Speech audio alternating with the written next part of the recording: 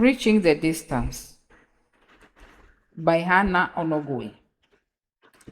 The uncomfortable metal chairs were peeling to reveal what could be rust or dried blood. I had inched away from those suspicious bits earlier, but as time passed, I made myself as comfortable as I could because what did it really matter? Edem was going to take at least an hour and a half to get to Yenagoa from Port Harcourt, and I was calling myself all sorts of names for encouraging him to travel in the first place. I half caught a breath as I disconnected the call. Then I felt a flutter over my fingers. The man beside me jerked his head towards the desk when I looked up. "Is that you?" he asked. I cocked an ear to hear. "Raymond Patience." The nurse's voice laced with irritation. At the back of my mind was the certainty that she had indeed called it a number of times. Yes, I heaved myself out of the chair. The nurse's eyes narrowed on me with little sympathy as I approached. "Madam, help us to help you. I've been calling your name how many times now, and you just there on top phone." "Sorry," I mumbled. "Now my husband had been they talk to." Her colleagues raked me up and down with a look. "Which Eid did they give you?" she asked. "April 4. Today was March 23rd. About 10-11 days early. The labor ward is full, so we'll have to wait a bit." We had wanted a private room," I said. "And you didn't pay for one?" "We were told to wait until the renovations were over." "Who told you that?" "One of the doctors." "Now waiting MD been tell us?" she asked the first nurse. Forehead lined, the first nurse started to mumble something, but she overrode her.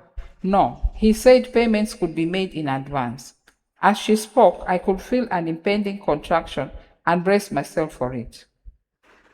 She turned to me and said, "Madam, you will have to pay for the room in accounts," and then, but was all I could manage before I gripped the edge of the desk to ride out the contraction, breathing through my mouth as I'd seen it done on TV.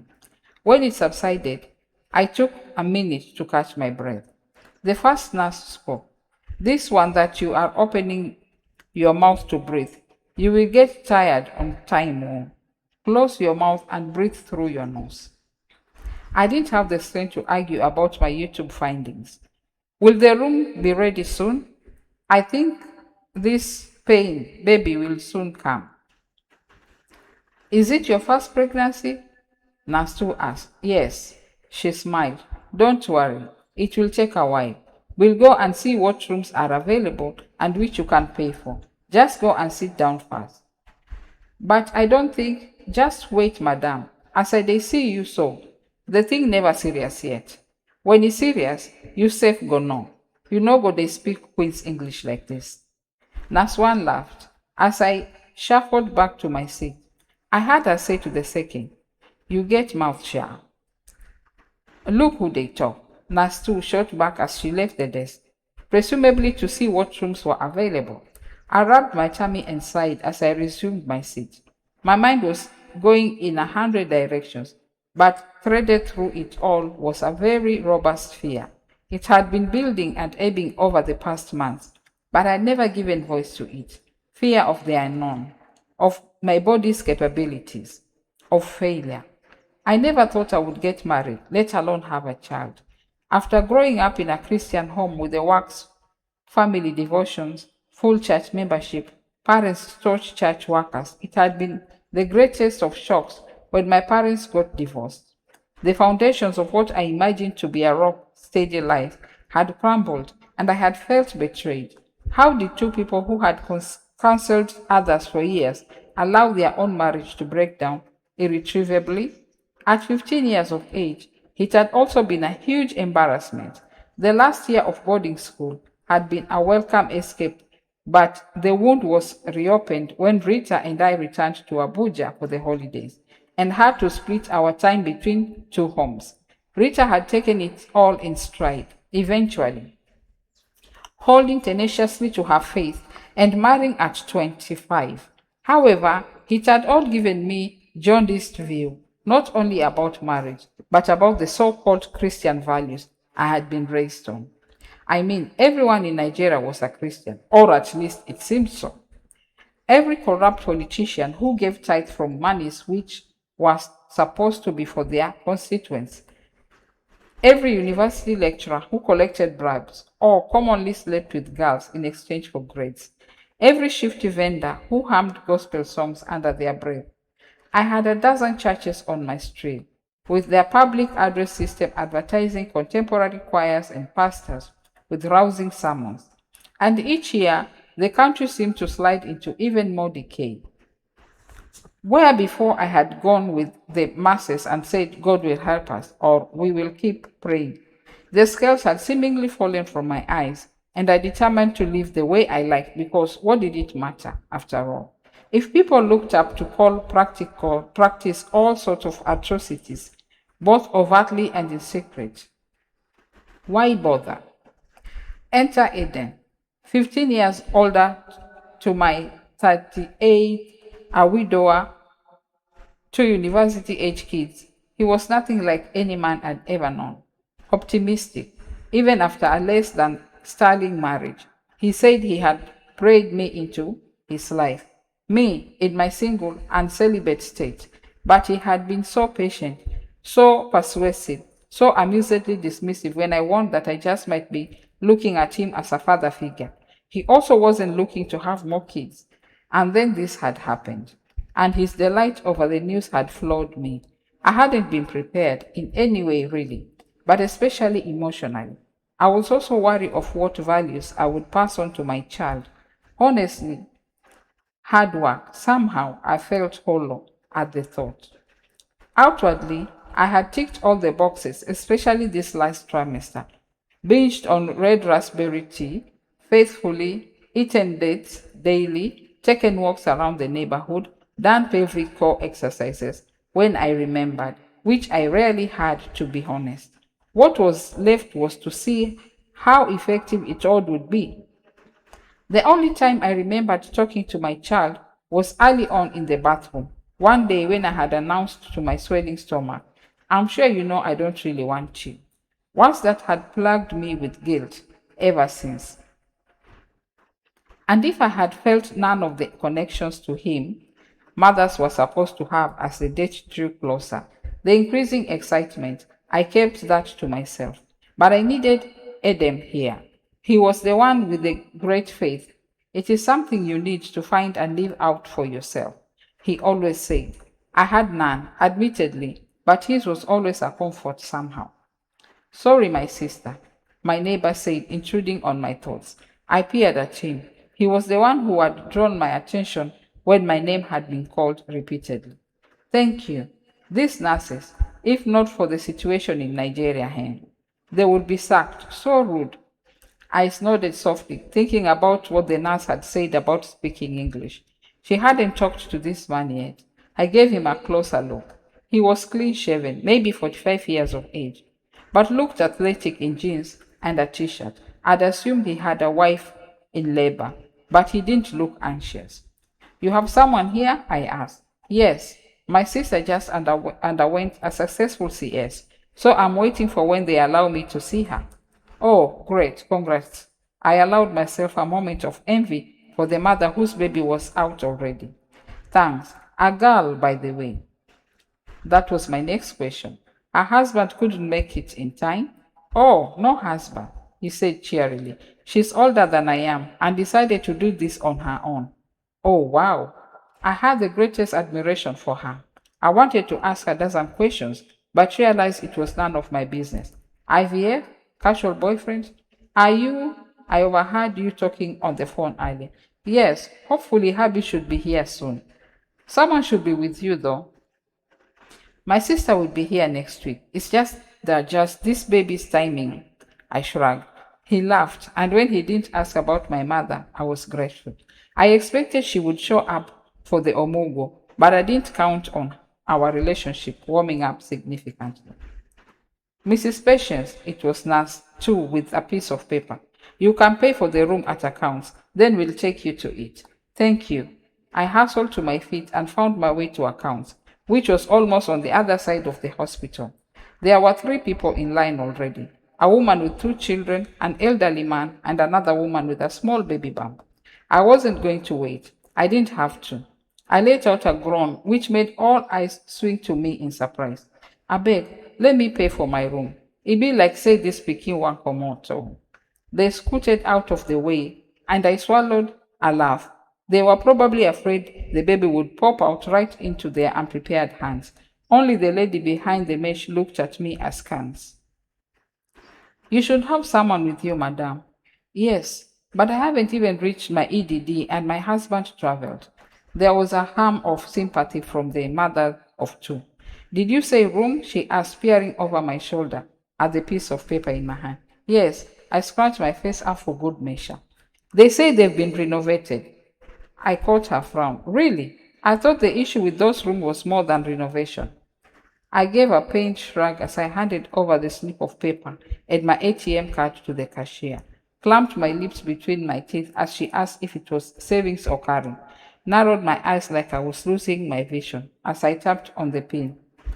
She ripped out the receipts and handed them to me, and I hobbled away with a thank you. Safe delivery, the mother of two said. Thank you, I mouthed back at her. When I turned the corner, I resumed my usual waddle, and it was only then that I realized that I hadn't had another contraction in quite a while. Was this normal? Would they come back with a vengeance? I submitted the receipts, and after taking their copy, Nastu asked where my bag was. I pointed to where it'd been sitting, only to see my neighbor rise to pick up the bag. You don't have to do that, I said. No worries, I'm not really doing anything. Thank you. Nastu looked impressed. Men like this still there? He laughed. As I turned to fall into step behind Nastu, my eyes caught Naswan's. The expression on her face was unsettling, and I looked away quickly. She reminded me of a dozen meddlesome church ants I had grown up whose faces mopped into those very lines of judgment whenever they saw you standing too close to a boy or caught you in town during the week wearing tight jeans. But she didn't think too far. All I was after was a helping hand, not a flirtation. Nasu didn't slow on my account. In no time, I was panting and the armpits of my loose dress were damp. Nas, take it easy. She didn't even glance at me. Exercise is good for labor, she said. I looked back at my helper and he gave a small nod. I hope someone doesn't come looking for you, I said to him. I doubt it, he said, and there was a smile on his face that didn't quite sit right. To take my mind off my growing fatigue, I said, I never asked your name. I didn't ask yours. I glanced at him in surprise. That had sounded a bit rude, coming from someone who had been anything but earlier. I could have reminded him that he had inadvertently gotten to know mine from the nurse's calls in the waiting room, but I was focusing on putting one foot in front of the other and looking forward to resting for a bit. Maybe he hadn't bargained for the distance when he had offered to help with my bag.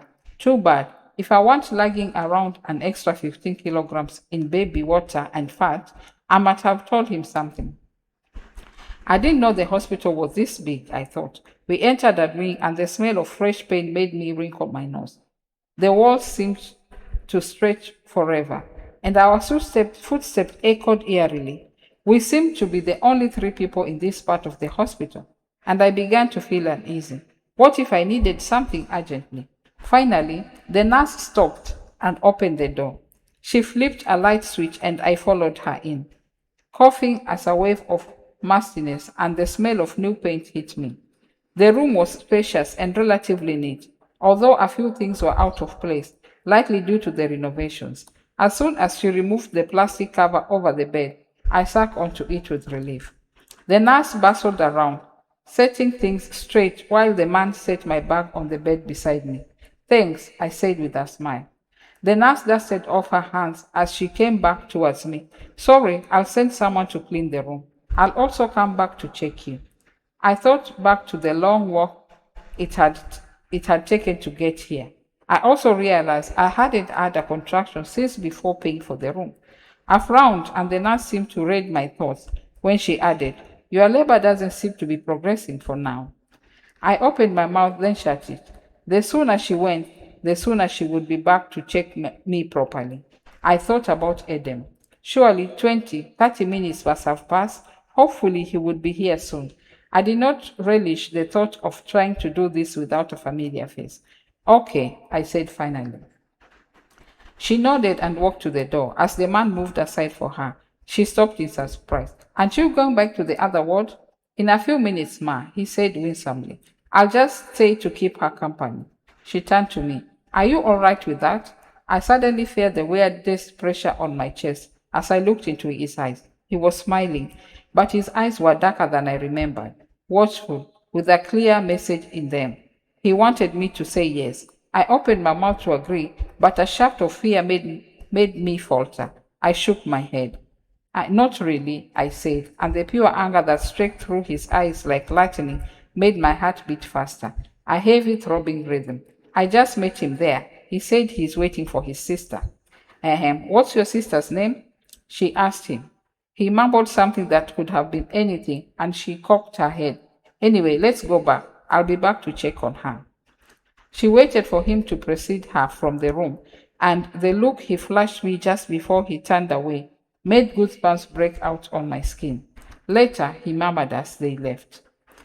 I took a deep gulp of air as they left, willing my heart rate to normalize. What on earth was that? For a moment there, I wanted to snatch up my bag and sprint back to the waiting room I had left. I swallowed and shook my head. He had been so nice when he had struck up that first conversation. So helpful. Surely, my imagination had gone into override just now. He couldn't have been as threatening as I had suddenly feared, could he? As their footsteps faded away, the stillness of my surroundings settled over me like a scratched blanket. Shaking off my unease, I unzipped my bag and took out a wrapper.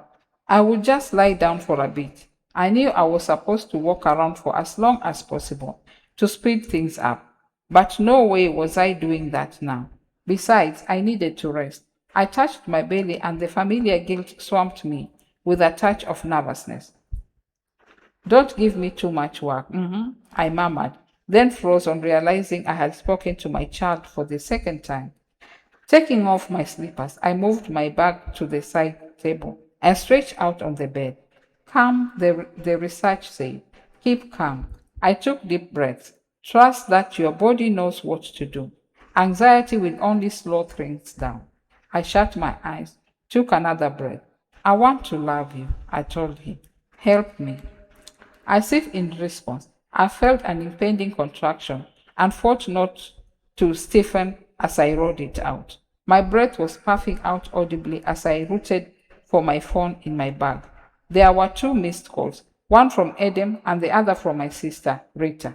I immediately pressed redial, but it went off without connecting. I frowned.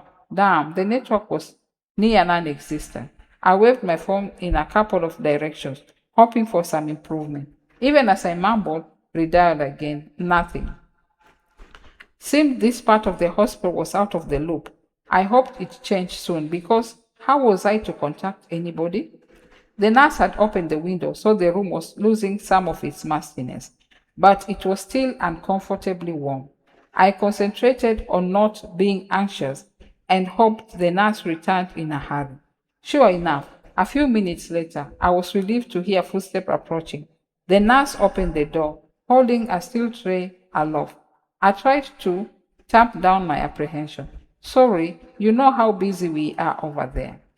I seem to be the only one in this part of the hospital, I said as she placed the tray on the shelf at the foot of the bed. She asked me to sit up and then wrap the blood pressure cuff around my arm, concentrating as she took my pulse. When she was done, she said, You should have someone with you. I tried calling. The network here is bad. I wasn't happy that it sounded like I was whining, but it was only just dawning on me what might happen if I was close to giving birth and there was no one with me. The connection weren't overwhelming yet.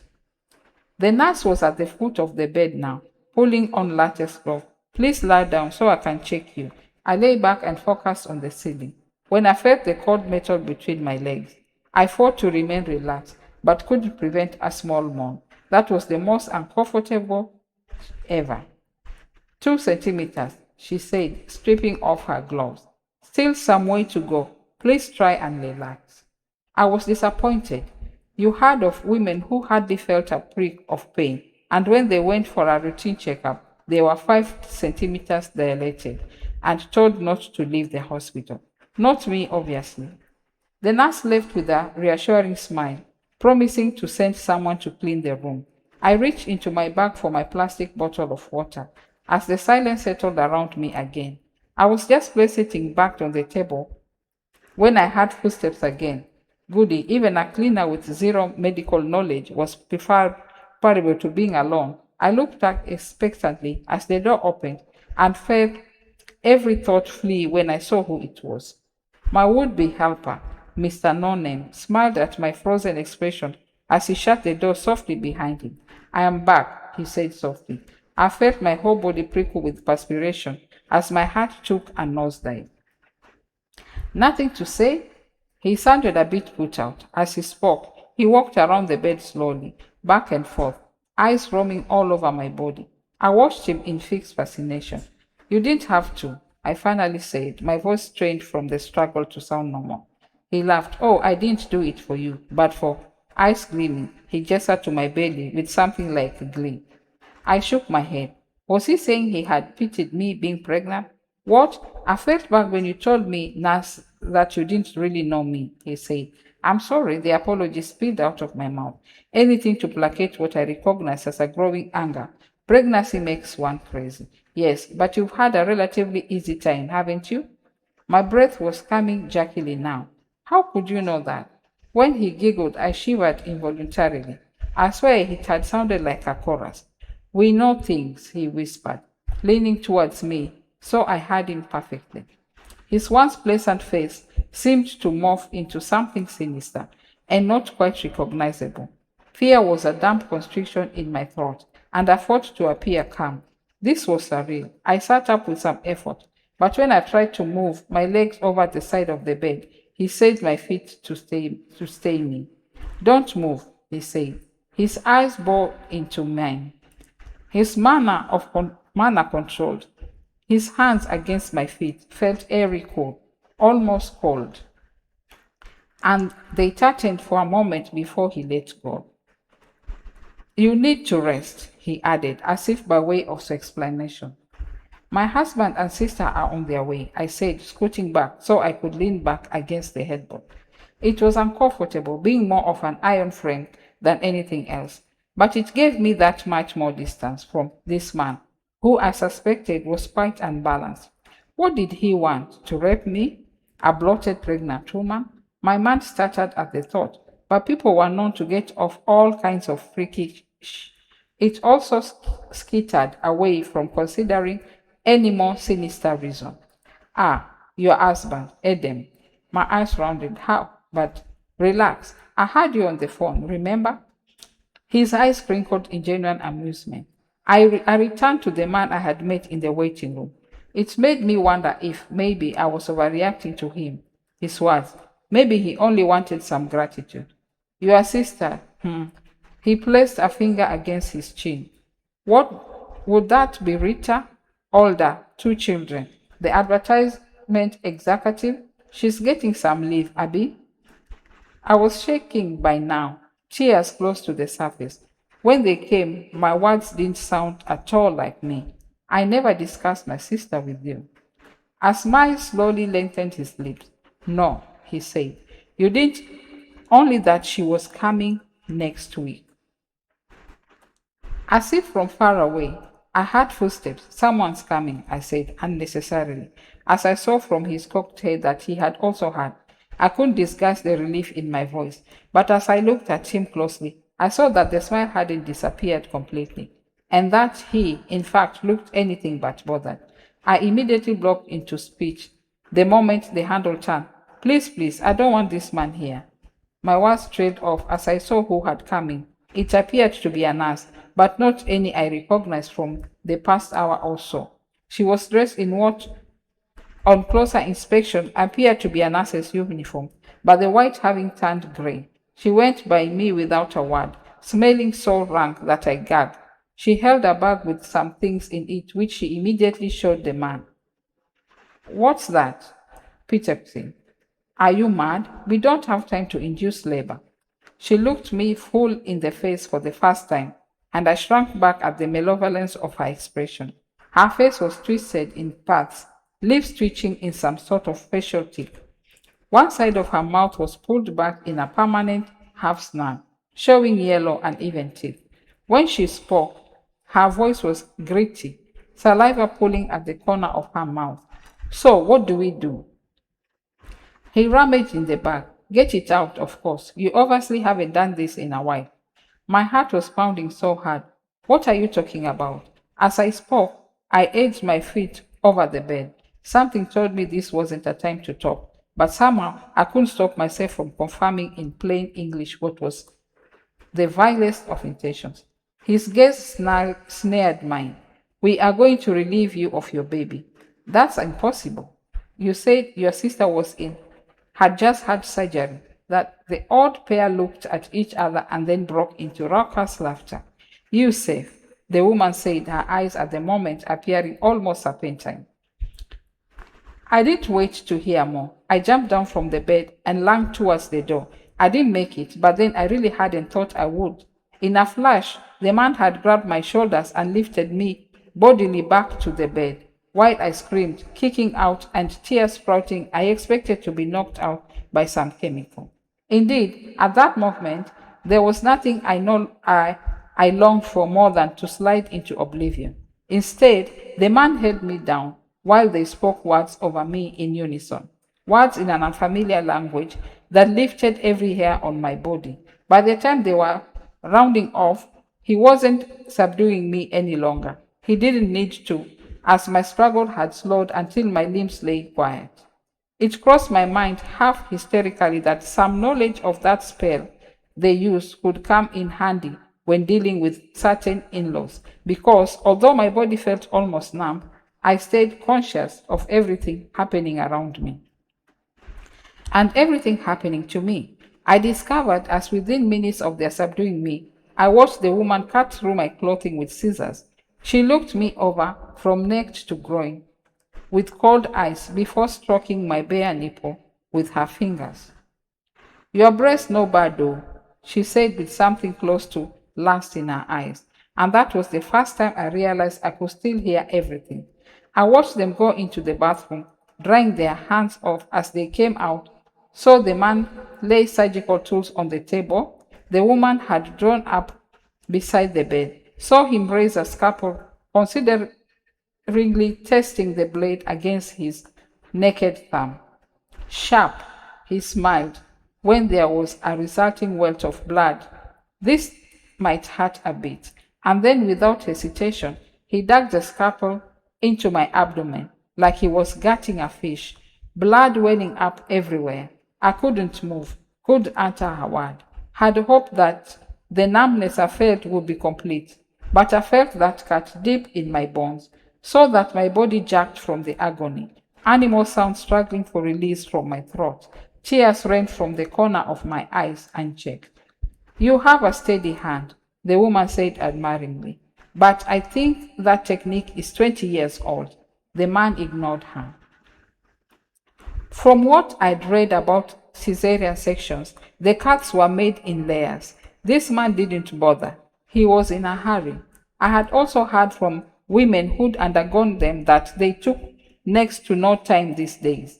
He seemed to have that down pat, as in mere minutes he was holding aloft a wad of grey matter. A chill went over my skin, as it seemed to be confirmation that there was something wrong with my baby, something also I had feared all this month. But the woman had an expression on her face like she had seen an epiphany. Madame will be so pleased, she said, her voice throbbing with excitement. Enkal, don't be stupid, he said sharply. There's no way we can leave it like that. Sew her up. Me? She sputtered. I thought you said, stop talking and just do it. My inside seemed to be a free-for-all as she reached in matter of factly for the placenta. My eyes widened as the man made a tiny incision on the grey mass and water dribbled down his arm. He peeled the mask aside, and there was the most perfect little form I had ever seen. There he was. I barely noticed the woman's fumbling attempts to stitch me back together. The tears tracked faster down my face, my throat working with an intelligible sound. I wish I could see my baby proper. My baby, oh please don't. Don't take him from me. All the distance I'd felt in all the preceding months was breached in an instant, as a rush of love drenched me. I wanted nothing more in that moment than to hold my baby in my arms. As if in response to my thoughts, a high-pitched wail came from his mouth. "Keep quiet, my friend," the man said in irritation. I couldn't see clearly, but he seemed to be cutting the cord, clamping it and cleaning the small limbs. My heart railed at the combined injustice and irony. Soon they would be gone. Soon they would just walk out that door with my child. God, can you see this? There was nothing, no answer, but I hadn't expected one. I wanted to slap myself for bothering, but deep down came the memories of all those antenatal mornings when the nurse led us in songs and prayers before the health talk. At first, I had been annoyed at their taking for granted, in typical Nigerian style, that regardless of religious affiliation, no woman would mind. But later, I had come to accept it with an inner smile, even as my lips, the words compulsively in this desperate silence. Do not allow me, Jesus, to go empty-handed. I want to be alive. I want to carry my baby. I don't want to lose my baby. Oh Lord, see me through. The woman's hand dipped up and then down as she stitched me up. I fought to move an arm, my head, something, but nothing would respond to my impulses. My sounds of frustration were recognizable though, and the woman paused to say, "Don't worry, it will soon be over." Their concern about stitching me up seemed to mean they didn't want me to die. But without my baby, wouldn't I want to anyway? I was unable to visualize life beyond this, beyond coming into the hospital with a swollen belly and living with empty arms, arms made so in such a horrific, nightmarish manner. How would I live with that knowledge? I wasn't certain I could. The wailing of the newborn went on, and I knew it would haunt me forever. "Oya, do quick," the man said to the woman. He was galvanized by a sudden energy as he hurried over to my bag and rummaged through it. I wondered fretfully where he had put my baby as he emerged with diapers and an outfit. He disappeared out of view, and I guessed he was dressing him up. Was he okay without the preliminary checks needed for an accurate APGAR score? I fretted. What did they plan to do with him? The woman had mentioned a madam. Was this about trafficking? Were they going to sell my baby? I had a feeling it was something more diabolical. The woman finished, and as if in a dream, I watched them grab anything on hand to wipe their hands. The man emptied my bag and placed the wrapped bundle inside.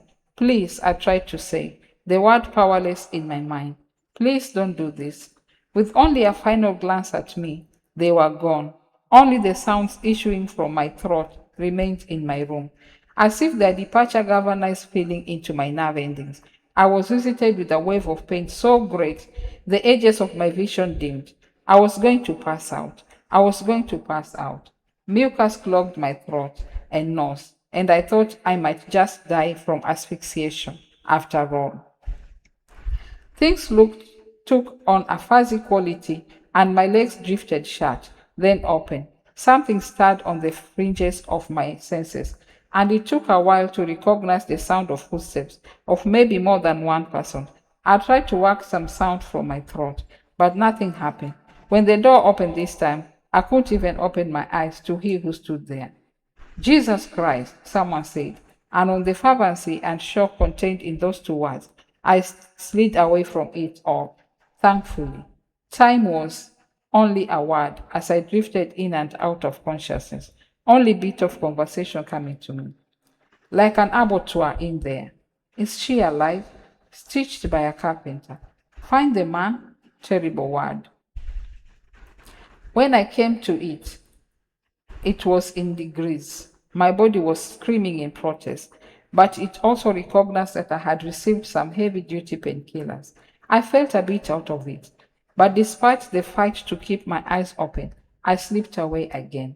The next time my eyes opened, there was a man sitting beside the bed, good looking, dressed in a wine colored native up and down, white in his beard. He leaned forward when he saw I was awake. Sweetheart, how are you feeling? Only then did I realize my limbs had twitched in response. I opened my mouth and a garbled sound escaped. I tried again and it was more a croak. Take it easy, he said. Eden. The splintered name finally emerged on the third try, and then I began to cry. Great racking sob that brought my pain and aches to flaring life. But all I could focus on was the sadness lurking in his eyes. Don't say anything loud, he murmured. Just get your strength back. I am sorry, was all I could say, over and over again. I am sorry. It wasn't your fault. If I'd been here, I'm sorry. Our baby. I didn't want it. Not really. I'm a horrible person, right? Horrible. And now, this just punishment. God must be punishing me. You have to calm down, Pat. But I was getting more agitated, my breath choppy. Admit it, I'm a devil, and it's too late. Too late, I realized. I did want him so much. And now I'm so sorry, Eden. I'm going to carry this until I die. This guilt. I barely noticed when a nurse came in. Mrs. Raymond, take it easy, she crooned, a syringe in hand. She stuck it into the IV drip as she said, It's all right, you are okay.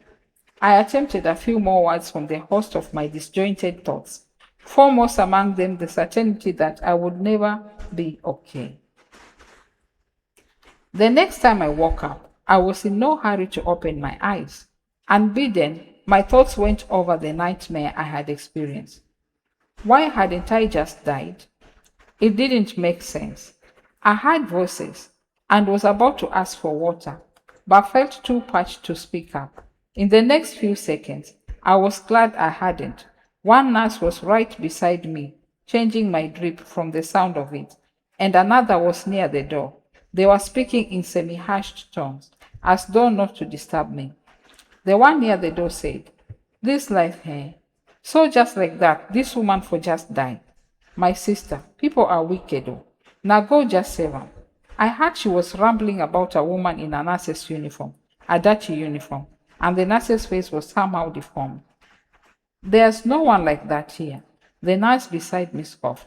But I overheard Matron telling the MD that the only person by that description was one nurse May, who worked here but died some years back.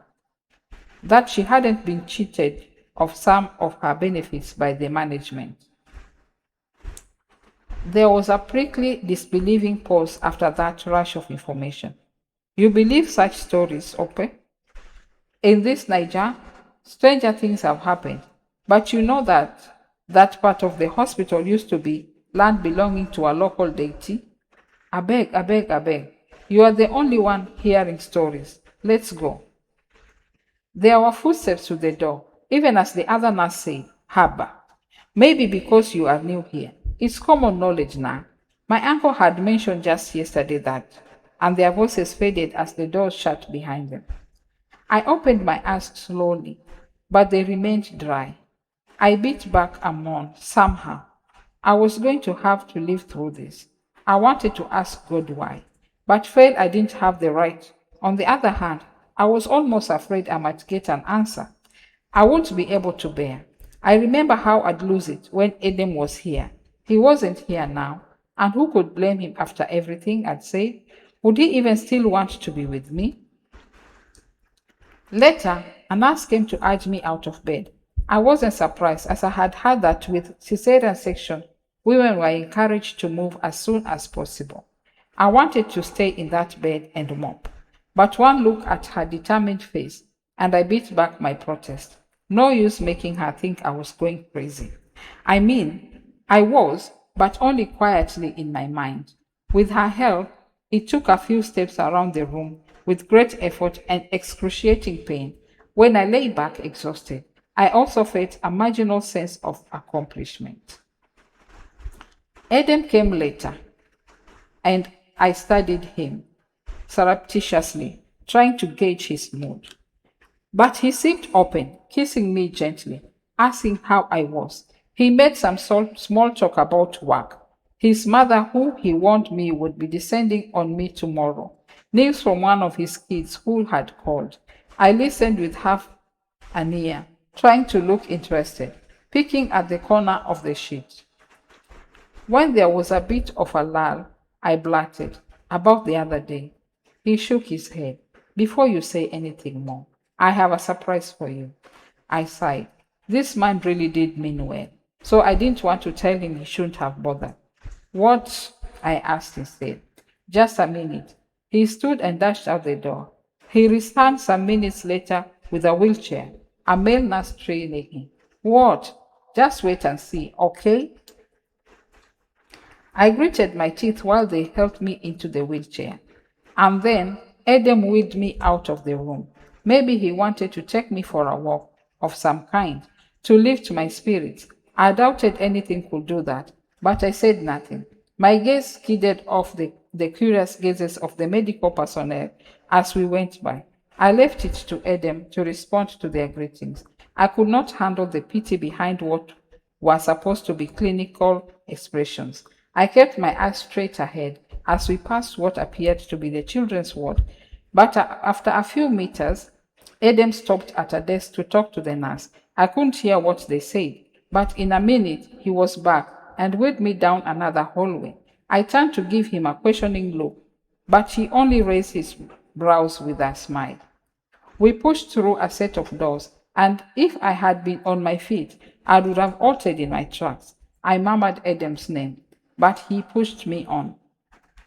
There were maybe half a dozen babies in incubators or under Billy lights. They looked so precious and fragile, and I felt my eyes begin to moisten. I so did not want to be here. Besides, another nurse who sat unobtrusively in one corner, 3 of the babies had a parent with them, and it was hard not to feel overwhelmed by the palpable love and anxiety in the room.